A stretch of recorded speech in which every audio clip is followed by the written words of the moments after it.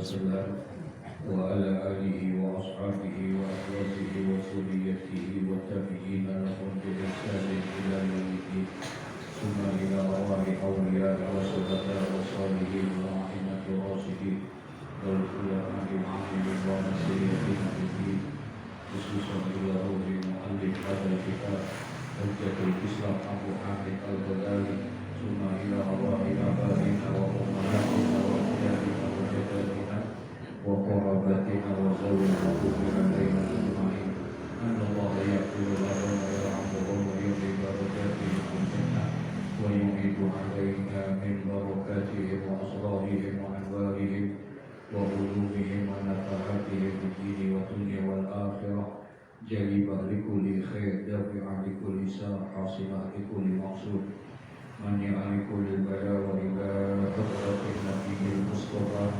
محمد صلى الله عليه وسلم بسر الفاتحة. بسم الله الرحمن الرحيم. الحمد لله رب العالمين.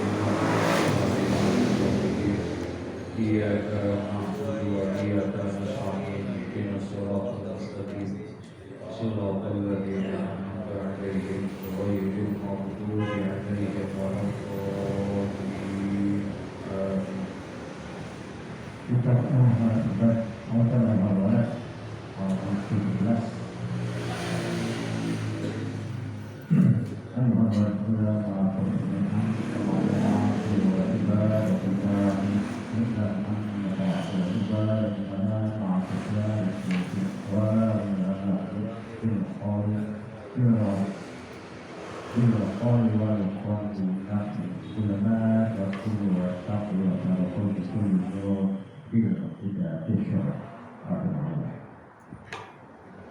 Bismillahirrahmanirrahim.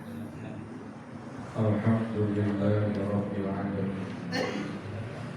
Wassalatu wassalamu ala asrafil anbiya'i wal mursalin sayyidina wa habibina wa safihina wa maulana Muhammadin wa ala alihi wa sahbihi ajma'in. Amma ba'du, qala Allah ta'ala fi kitabihil karim wa huwa asdaqul qa'ilin. Rabbi shrah li sadri wa yassir li amri wahlul 'uqdatam min lisani yafqahu qawli.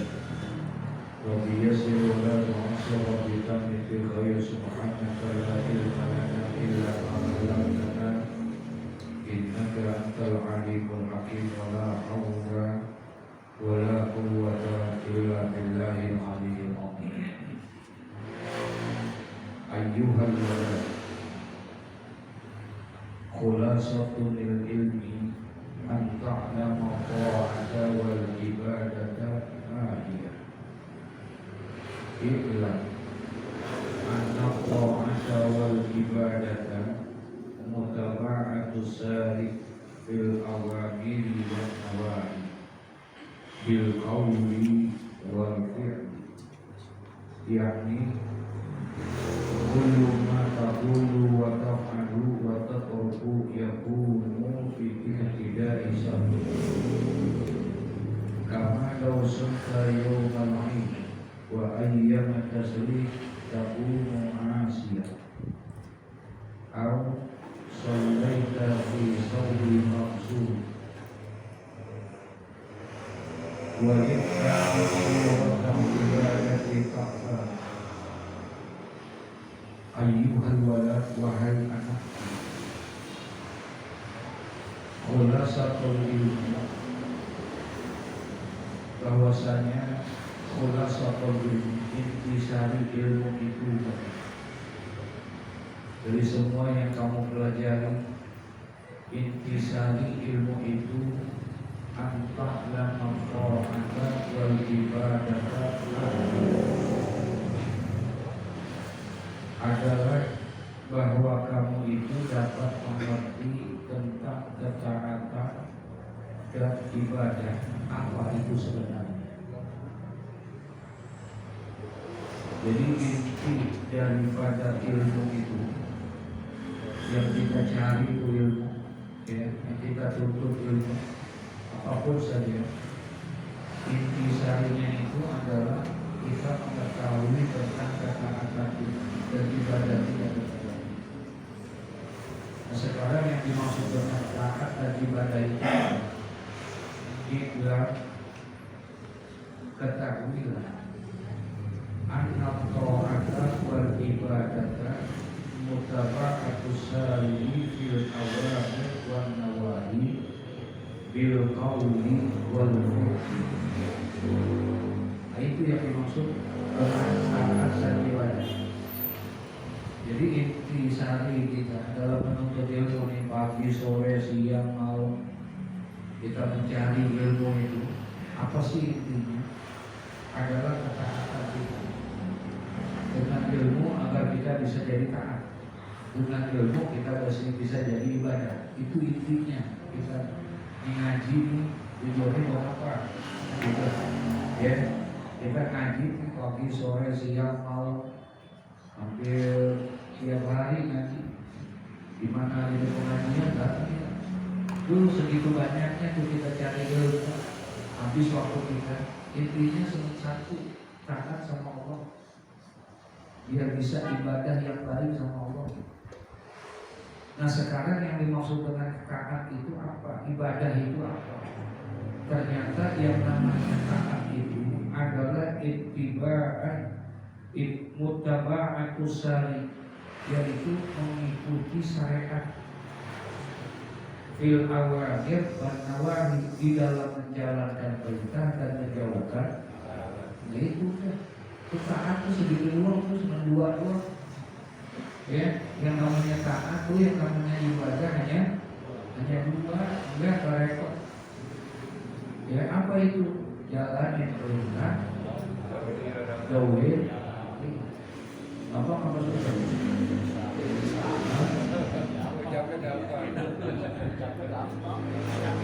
Jadi nyari ilmu ya emang itu tujuannya. Nyari ilmu itu tujuannya hanya itu. Gimana caranya supaya kita taat? Bagaimana caranya kita biar bisa benar ibadah kita? Nah, sekarang yang namanya taat dan ibadah itu apa? Ikutin tuh ajaran agama, ikutin syariat agama. Emang ajaran agama apa? Dua, jalanin perintah, jauhin. Masya Allah. Ya, segitu doang tuh. Bil qawli wal fi'li. Apakah itu dengan ucapan ataupun dengan perbuatan? Itu aja udah. Makanya kemarin sudah sampaikan, itu pada dasarnya yang kita sering dengar tuh ayat, ya ayyuhalladzina amanu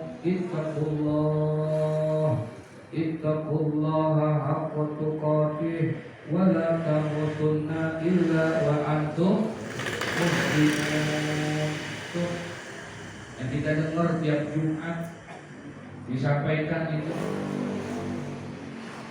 Kata Allah, ya ayyuhalladzina amanu, hai orang-orang yang beriman, ittaqullah, bertakwalah kamu kepada Allah. Bertakwalah kamu kepada Allah.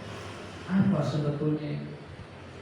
Jadi ayat ini adalah mengartikan tentang kewajiban penuntut ilmu. Itu ayat itu tuh adalah kewajiban untuk menuntut ilmu. Tadi disuruhnya ittaqullah, takwalah kamu kepada Allah, taatlah kamu kepada Allah. Nah, sekarang taat kepada Allah, takwa kepada Allah, apa? Jalanin perintah-perintah Allah, jauhin larangan Allah. Itu yang namanya takwa, itu yang namanya taat. Imtisalul awamir wajtinabu nawahi. Segitu tuh yang namanya taat tuh, segitu aja. Taat untuk jalanin perintah, taat untuk jauhin. Jadi pengertian ittaqullah tadi, haqqa tuqatih, bertakwalah kamu dengan sebenar-benarnya. Jalani dua ini, jalani perintah, jauhin larangan Allah. Itu namanya taat. Nah, sementara taat atau takwa atau ibadah itu adalah buah atau intisari daripada menuntut ilmu. Jadi menuntut ilmu itu, ya, intisarinya apa? Mau kita belajar apa juga? Mau belajar ilmu nahu kah, ilmu sorof kah, ilmu fikih kah, ilmu tauhid kah, ilmu hadis kah, ilmu apa saja yang kamu pelajari, yang kamu cari, tujuannya hanya satu, yaitu taat kepada Allah, menjalankan ibadah kepada Allah. Itu tujuan menuntut ilmu, supaya kamu tahu tuh tentang ketaatan. Nah sekarang taat itu apa? Taat itu hanya jalanin perintah Allah, jauhin larangan Allah. Yang namanya jalanin perintah Allah, jauhin larangan Allah, itulah yang disebut dengan takwa. Jadi sebetulnya orang disuruh bertakwa itu, kata Allah, bertakwalah kamu kepada Allah. Sebetulnya kita disuruh ngapain? Menuntut ilmu.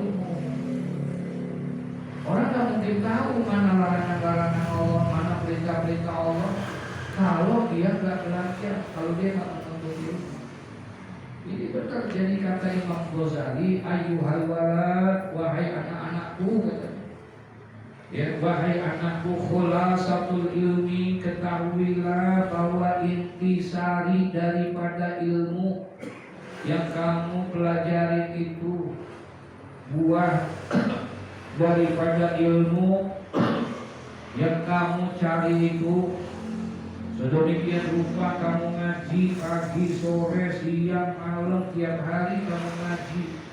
Ilmu apa saja kamu pelajari, ilmu hadis kah, ilmu fikih kah, ilmu tauhid kah, ilmu semua yang kamu pelajari, natijahnya, buahnya, intisarinya adalah ketaatan dan ibadah. Itu aja. Jadi kita ngaji ini maksudnya buat ngapain? Buat ibadah. Dengan ngaji, dengan menuntut ilmu, akhirnya kita jadi tahu, oh, yang namanya sembahyang itu ternyata ada syarat wajib, ada syarat sah. Jadi kita kira-kira udah wajib belum ya untuk sembahyang? Udah wajib belum kita? Lihat dulu, diajarin tuh dalam ilmu. Oh, ternyata orang yang wajib sholat itu, lihat, orang ini bisa jadi wajib sholat kalau udah terpenuhi tiga. Yang pertama syaratnya muslim. Gak wajib orang yang tidak muslim kalau dia nggak sholat. Kalau apa sholat itu gak wajib bagi orang kafir. Yang wajib sholat itu buat siapa? Buat siapa? Buat orang Islam. Itu syarat yang pertama nih, syarat wajib sholat. Apakah setiap orang Islam itu wajib sholat? Apakah setiap orang Islam itu wajib sholat? Enggak. Kenapa enggak? Iya, karena ada syarat yang kedua. Apa? Balik. Yang kedua balik. Jadi kalau seandainya ada orang Islam tapi belum balik, dia belum wajib sholat. Belum wajib dia sholat. Andai kata dia enggak sholat, dosa enggak? Dosa enggak? Enggak. Kenapa? Emang belum wajib dia sholat. Tapi ada nggak orang yang belum balik, anak-anak yang sholat? Ada nggak? Ada. Yang puasa? Ada. Bapaknya?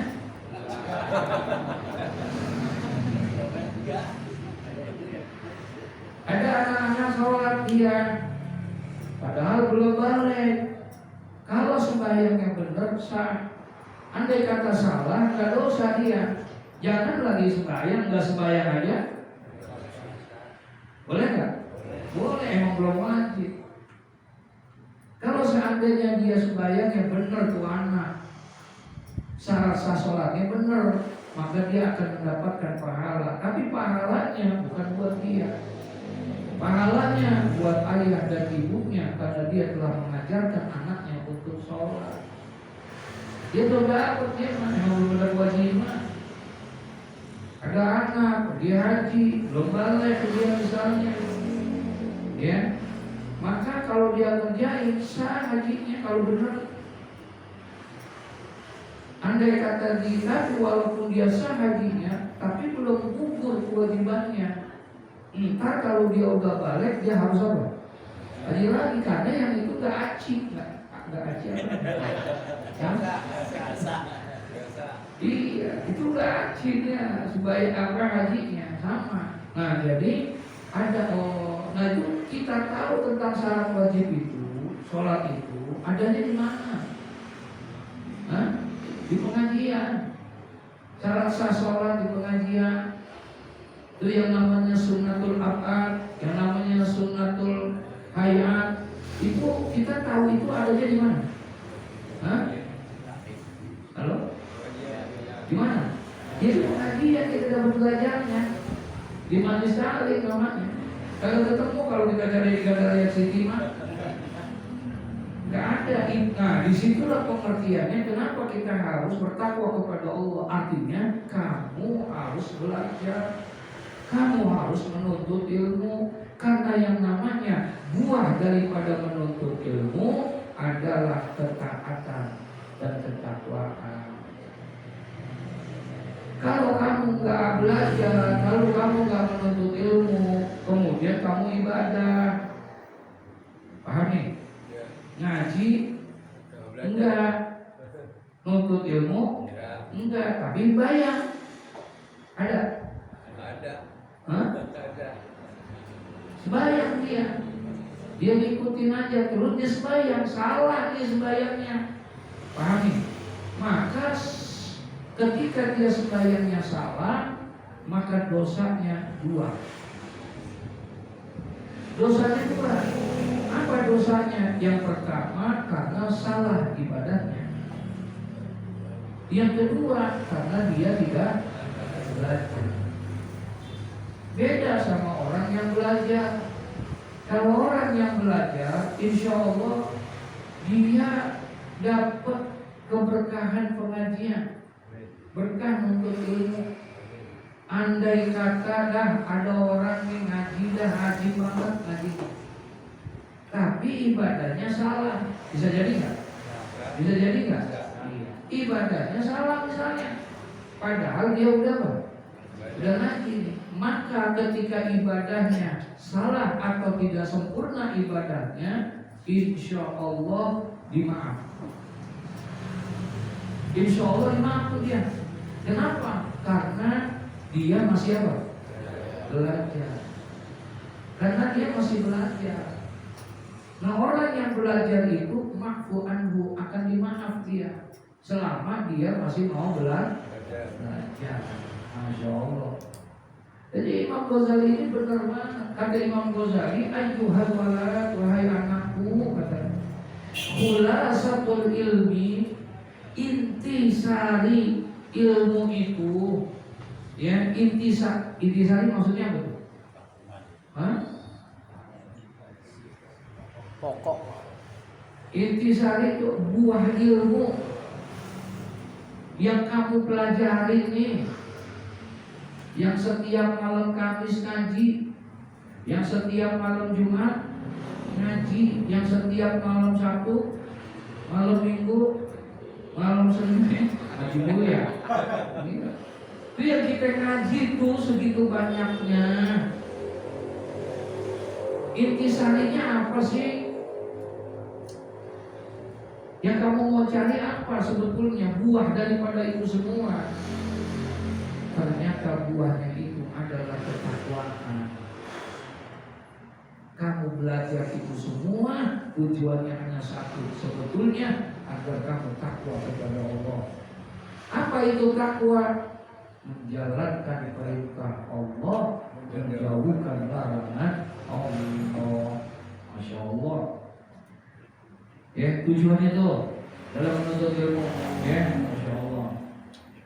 Jadi yang namanya taat dan ibadah itu apa? Mutaba'atus syari', yaitu adalah mengikuti syariat, baik itu ikutil awamiri wan nawahi, ikuti itu syariat, apa yang dilarang dan apa yang diperintah.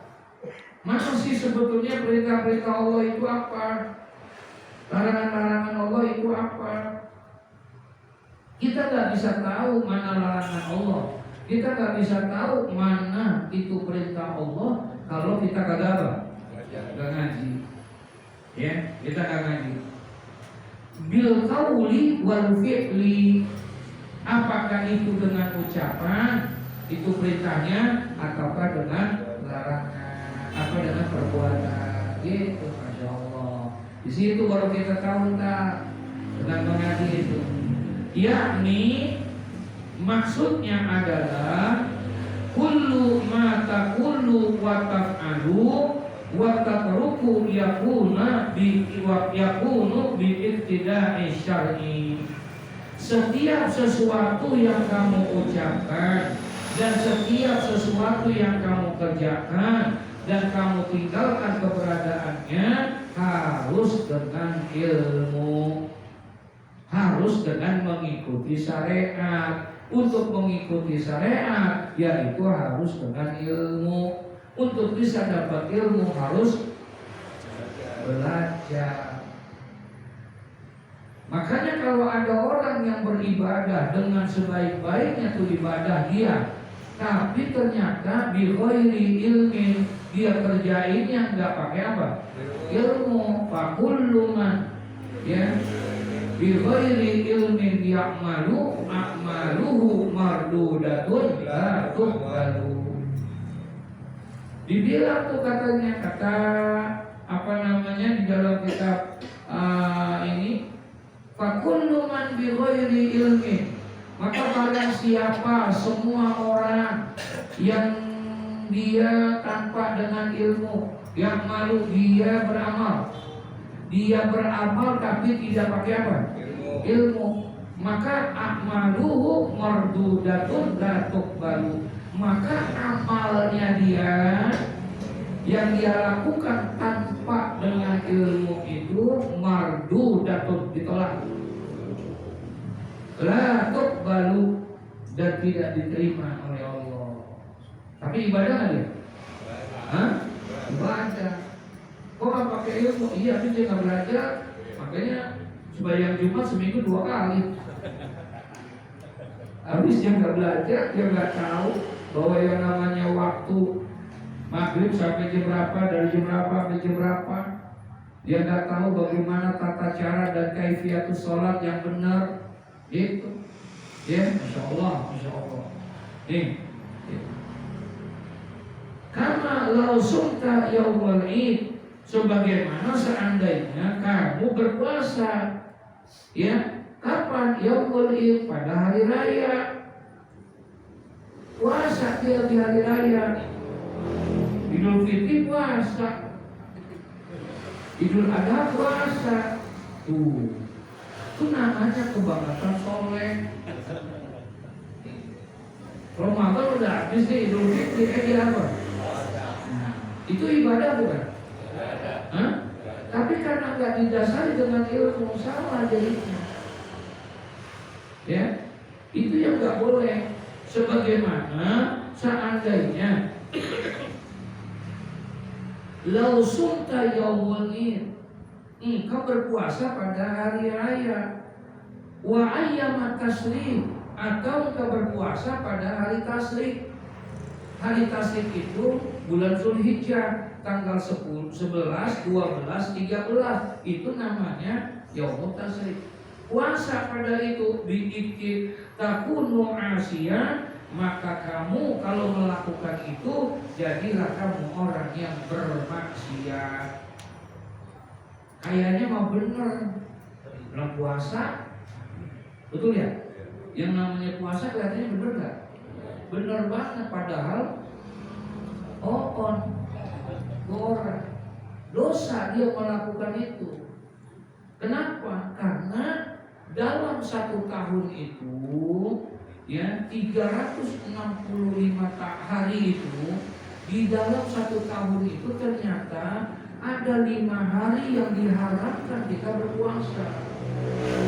Nggak boleh kita berpuasa di hari ini, 5 hari ini. Kalau kita melakukan, bukan hanya tidak sah puasa kita, tapi haram. Kalau haram berarti dosa kita. Nah ini orang main apa? Main puasa aja, dia pikir benar kali, padahal itu dilarang. Hari apa aja yang 5 hari itu? Yang pertama Idul Fitri, yang kedua Idul Adha, yang ketiga, keempat, kelima tadi Yaumul Tasyrik, tanggal 11, 12, 13 Dzulhijjah. Itu 5 hari itu dilarang untuk melakukan daripada puasa. Nah, dia karena dia nggak ngaji, dia nggak tahu, dia pengen jalanin tuh yang kayak begitu ibadah, kayaknya bener banget, padahal salah. Paham tuh ya? Jadi padahal masalah yang kayak begitu dia kerjainnya. Banyak yang begitu. Ya karena dia nggak paham, karena dia nggak duduk di majelis ilmu. Haji mah haji aja dia berangkat. Sampai di sono dia berangkat ngajarin hajinya semaunya aja. Ya, nggak pakai manasik ke haji, nggak pakai aturan segala macam. Misalnya pada saat lagi dia haji, kemudian waktu lagi di Mina pas hari Jumat, ya, dia paksain tuh cari masjid untuk sembahyang apa? Jumat. Karena dia pikir sembahyang Jumat itu wajib. Iya benar, sembahyang Jumatnya wajib, tapi buat elu. Ngerti dulu nggak? Tapi buat lu lagi ngerjain haji, ada lagi amalan yang lebih berat buat engkau kerjakan. Jadi tidak dianjurkan dia untuk melaksanakan sholat Jumat, cukup engkau zuhur saja. Sebagaimana orang yang musafir. Kalau orang yang musafir, ada orang dia nggak sembahyang Jumat, boleh nggak? Boleh nggak? Boleh. Kenapa? Karena dia musafir, karena dia dalam perjalanan. Makanya kita jangan suzon dulu sama orang yang kagak sembahyang Jumat. Kalau seandainya ada orang yang nggak sembahyang Jumat, oh ya udah kita husnuzon, musafir kali dia. Padahal satu RT.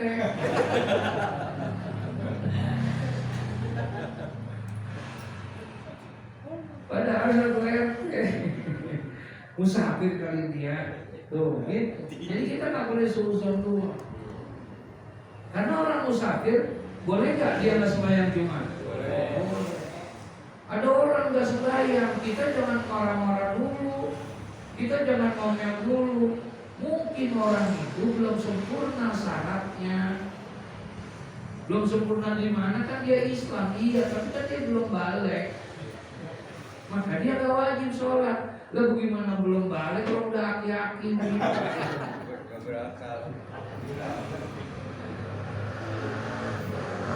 Bagaimana belum balik? Oh, mungkin dia Islam, mungkin dia balik. Dia tidak wajib sholat. Kenapa? Karena syarat yang ketiga kurang. Syarat wajib sholat itu muslim, balik, berakal. Bisa jadi dia muslim iya, balik iya, tapi gila. Maka kalau dia nggak sembahyang, dosa nggak? Dosa nggak? Nggak dosa dia. Orang pada sembahyang Jumat, dia kagak. Nggak dosa dia. Kenapa? Syaratnya kurang. Ramadan siang-siang jokul, ngerokok, dosa nggak? Hah? Dosa nggak? Enggak. Karena emang syaratnya kurang. Iya. Makanya enak jadi orang gila. Jangankan nggak sembahyang, jangankan nggak ibadah, nanti pada hari kiamat orang gila itu tidak akan dihisab nanti yaumul qiyamah. Apa yang mau dihisab sama dia? Enggak, cuma satu doang yang ditanya, kamu kenal aku nggak atau? Itu doang tuh. Ya, kalau nggak sembahyang itu mah nggak di ini dia nggak diperiksa kayak begitu. Enak ya. Ya. Kalau ada yang mau saya baca pakai. So, makanya jangan seuzon dulu kita sama orang. Ya. Ini orang kagak sembahyang, kafir lu. Neraka lu, jangan. Udah, mungkin salahnya gua. Ya. Tapi ngomongnya pelan-pelan, gila kali. Udah gitu. Ya. Astagfirullahaladzim. Nah, seperti orang yang berpuasa lausulta yaumal id. Jikalau ada orang yang puasa pada hari Idul Fitri atau Idul Adha, kelihatannya sih bener, kelihatannya sih bagus puasa. Gile lu, puasa di lebaran yang begini. Emang gak boleh puasa Syawal, tapi jangan tanggal 1 Syawal. Paham nih? Bahkan disuruh sama Nabi, apabila kamu selesai melaksanakan Ramadan, maka iringilah puasa itu dengan 6 hari di bulan Syawal. Kapan? Ketika tanggal 2 Syawal.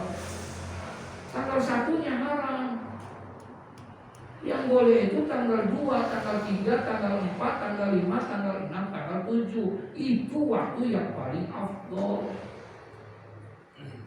buat puasa Syawal tuh. Tapi kan itu raja-raja berat. Emang lagi opor masih ada, semur masih ada, kamu lagi ini, kita masih sering jalan-jalan. Terus gimana? Boleh, ada waktu jawas, waktu yang dibolehkan. Yang penting masih di dalam bulan Syawal. Nah, itu namanya ilmu. Ya, dia puasa yaumul id, wa ayyamut tasyrik. Pada hari tasyrik dia puasa juga. Ya Rob, Masya Allah, takunu asian. Kalau kamu melakukan itu, maka jadilah kamu orang yang berbuat maksiat. Padahal mah kelihatannya ibadah bukan? Ibadah. Sama kayak orang misalnya maaf, head, habis head sembahyang, masih head puasa. Gitu. Sayang, gue biar ini dia masuk surga. Bukan masuk surga, malah dicemplungin ke ini. Kenapa? Karena orang yang head bukan hanya tidak sah sholatnya, haram hukumnya. Paham nih? Ya, beda nih, tidak sah sama haram. Ya. Jadi berdosa kalau ada orang itu. Apa? Dia mesti selesai dulu masa haidnya. Ada orang yang junub, berhubungan suami istri, kemudian sembahyang dia, nggak boleh. Habis dia bingung, belum sempat mandi, sembahyang dia buru-buru, karena emang jadwalnya dia jadi imam. Ya, nggak boleh dia. Mesti apa? Dia dalam keadaan hadas besar, diharapkan untuk beribadah, sholat, puasa, itu. Ya, Masya Allah, itu syarat wajibnya. Nah, jadi kalau dia kerjain juga takunu asian, maka adalah mereka itu asian, termasuk orang yang berbuat maksiat. Kalau dia berbuat maksiat, balasannya apa? Dosa dari Allah, kan itu, ya.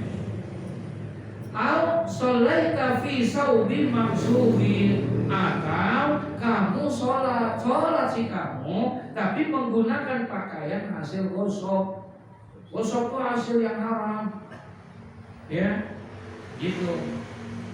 Sembahyang sih sembahyang, tapi tadi kainnya boleh nyolong, gitu, ya. Maka itu, ya, sembahyang yang seperti itu termasuk daripada orang yang tidak bukan tidak sah, mungkin sah hajinya, sholatnya, tapi tidak diterima oleh Allah.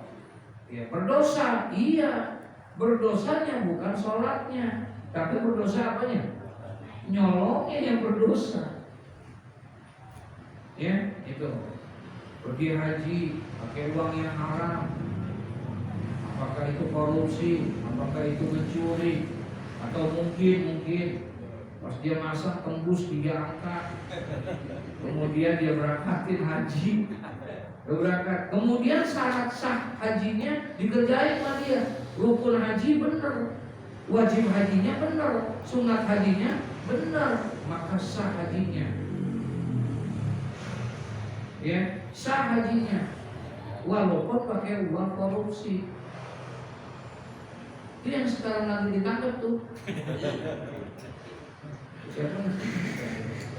Dia lagi yang sekarang lagi ditangkap. Kemarin lagi pergi haji di sono. Fotonya cakep banget depan Ka'bah pakai sorban. Pakai sorban, pakai peci putih, pakai ini depan Ka'bah. Cakep banget. Iya. Pulang langsung dijemput. Alhamdulillah kita. Apakah dia pikir itu sah? Apa hajinya sah? Iya sah, insya Allah.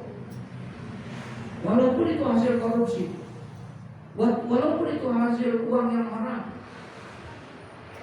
tapi kata Allah, ketika dia mengucapkan labbaik Allahumma labbaik, ya Allah, aku penuhi panggilanmu, aku penuhi panggilanmu untuk haji. Allah langsung tolak. Apa kata Allah? La labbaik wa la sa'daik, aku tolak haji.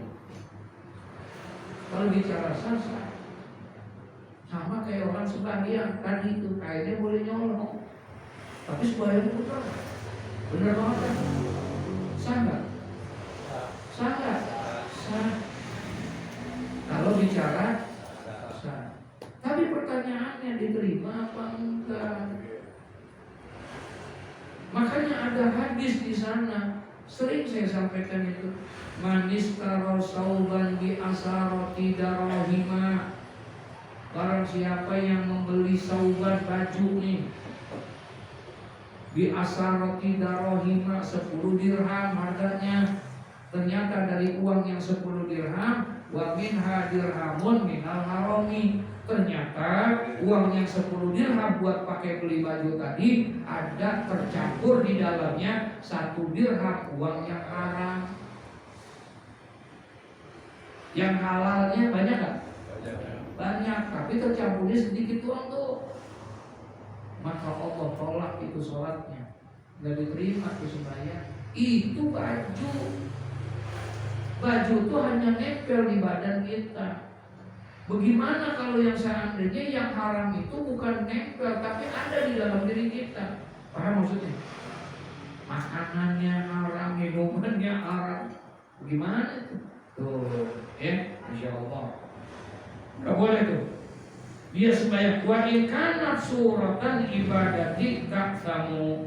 Meskipun hal-hal yang seperti itu berbentuk suatu ibadah, namun hal yang seperti itu kamu menjadi berdosa. Padahal mah kelihatannya ibadah. Kelihatannya mah ibadah. Kayak tadi puasa, ibadah bukan? Cuma karena salah ngelakuinnya di waktu yang dilarang. Di Yaumul Id, gitu loh. Di hari raya Idul Fitri, di hari raya Idul Adha, atau di Yaumul Tasyrik. Gua mau lagi di Mekah, gua lagi haji. Sekarang gua mau puasa terus di sana. Puasa dia di sana. Tanggal 11, tanggal 12, tanggal 13. Iya tuh. Wa in kanat surata ibadati katamu, sekalipun itu kelihatannya kemasannya adalah ibadah. Paham ya? Padahal sebetulnya dia melakukan satu perbuatan dosa, perbuatan maksiat, maka dia akan mendapatkan dosa dari Allah Subhanahu wa taala. Oleh karena itulah kita disuruh menuntut ilmu agar kita tahu, agar kita paham itu yang sebetulnya perintah-perintah Allah apa aja sih. Paham maksud itu? Makanya kita harus nuntut biar kita tahu perintah Allah itu. Puasa kan perintah Allah. Kalau puasanya di hari-hari raya bagaimana? Segala macam. Nah kita nggak tahu kalau nggak ngaji. Ya, kalau kita nggak ngaji maka kita tidak tahu. Oleh karena itu harus ngaji. Kita nggak boleh nih ada larangan-larangan Allah, tinggalin tuh larangan Allah. Tapi apa saja larangan-larangan Allah kita nggak paham, kita nggak tahu. Ternyata sembahyang pakai yang namanya kain boleh nyolong itu tidak diterima oleh Allah. Ternyata haji pakai uang korupsi, ternyata itu tidak diterima oleh Allah. Itu kan korupsi larangan bukan?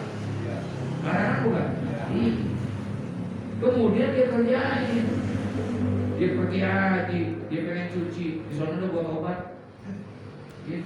nggak bisa. Wala talbisul haqqa bil batil. Jangan kamu campur adukan antara yang hak dengan yang batil. Sedikit aja benar kita, dapat kita, walaupun hanya sedikit. Nah, jadi ini intisari kita belajar, intisari kita mengaji dimanapun, sama siapapun kita ngaji. Mau guru dari manapun, sehebat apapun tuh guru. Paham maksudnya ini? Intisari menuntut ilmu itu adalah satu, apa? Takwa kepada Allah, taat, jalanin perintah Allah, jauhin larangan Allah. Bagaimana caranya supaya kita benar ibadah kita? Pengen benar ibadah kita, ngaji, ilmu yang mempelajari supaya ibadah kita benar, itu disebut ilmunya ilmu fikih. Ilmu fikih itu yang harus yang gitu tuh, ya. Cara ibadah kita yang benar itu namanya ilmu. Bagaimana supaya kita jadi benar, bagaimana rukun sholat, bagaimana perkara yang itu namanya ilmu fikih. Pokoknya yang bicara hukum adalah. Nah sekarang bagaimana caranya supaya kita kenal? Jangan sampai kita sujud, ruku, sembahyang tiap waktu, tapi kita nggak kenal siapa yang kita sembah. Kita nggak kenal siapa yang kita sembah. Kita nggak kenal sama Tuhan kita. Nah, mempelajari tentang ilmu tentang apa namanya, tentang keberadaan Allah, tentang Tuhan kita, itu disebut ilmu apa? Ilmu tauhid. Maka belajarlah kita ilmu tauhid, ilmu fikih, ilmu yang supaya ibadah itu benar. Nah, supaya kita jangan jadi orang sombong bagaimana? Supaya kita jadi orang yang ikhlas bagaimana? Supaya kita menjadi orang yang tawadhu bagaimana? Jangan ada iri dalam diri kita, jangan sampai ada hasud dalam diri kita. Nah, ilmu yang mempelajari itu, itulah yang disebut dengan ilmu akhlak, ilmu tasawuf. Ya, nah jadi ilmu-ilmu itu wajib kita pelajari. Untuk apa? Tujuannya tadi untuk kita bisa menjadi orang yang bertakwa kepada Allah. Insya Allah. Ya, Masya Allah.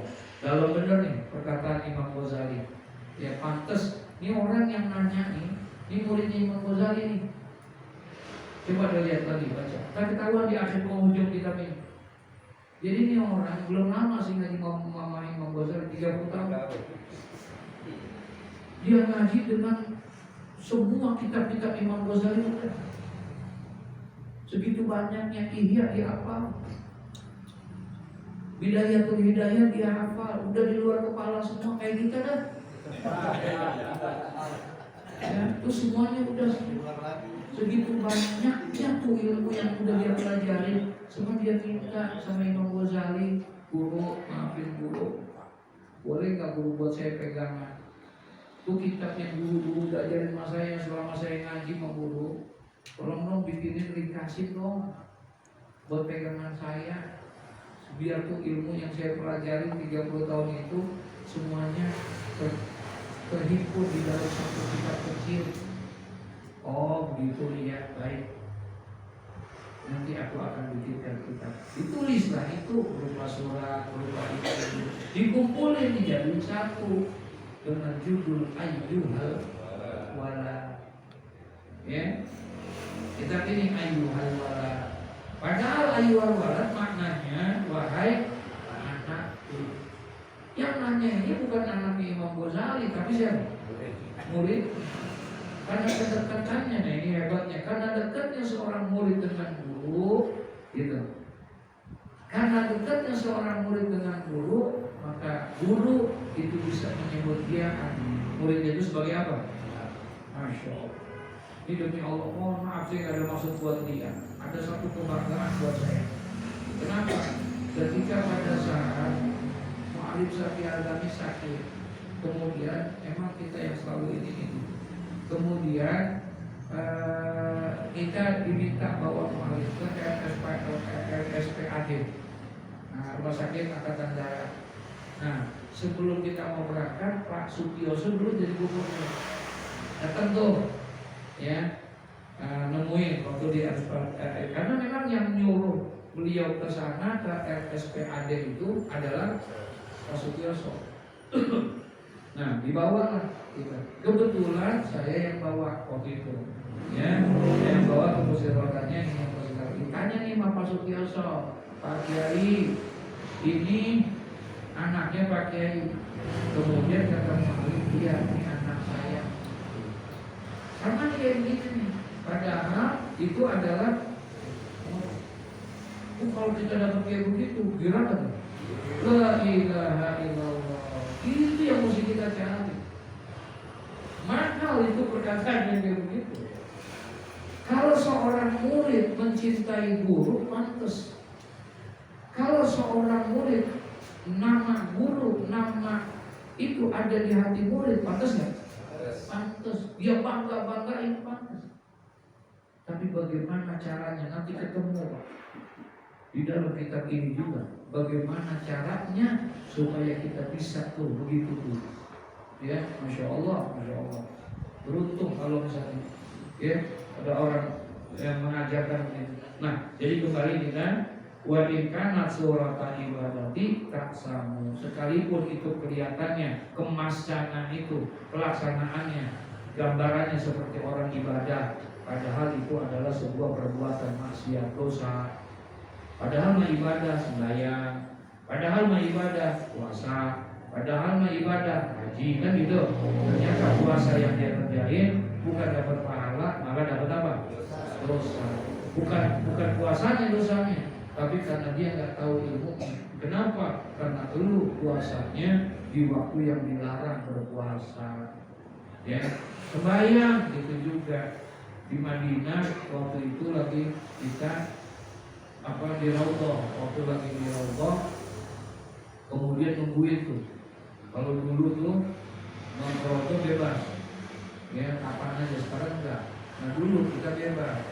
Nah jadi biasanya kalau di Madinah itu dibuka pintu itu ditutup. Kalau misalnya misal pintu-pintu dikunci semua.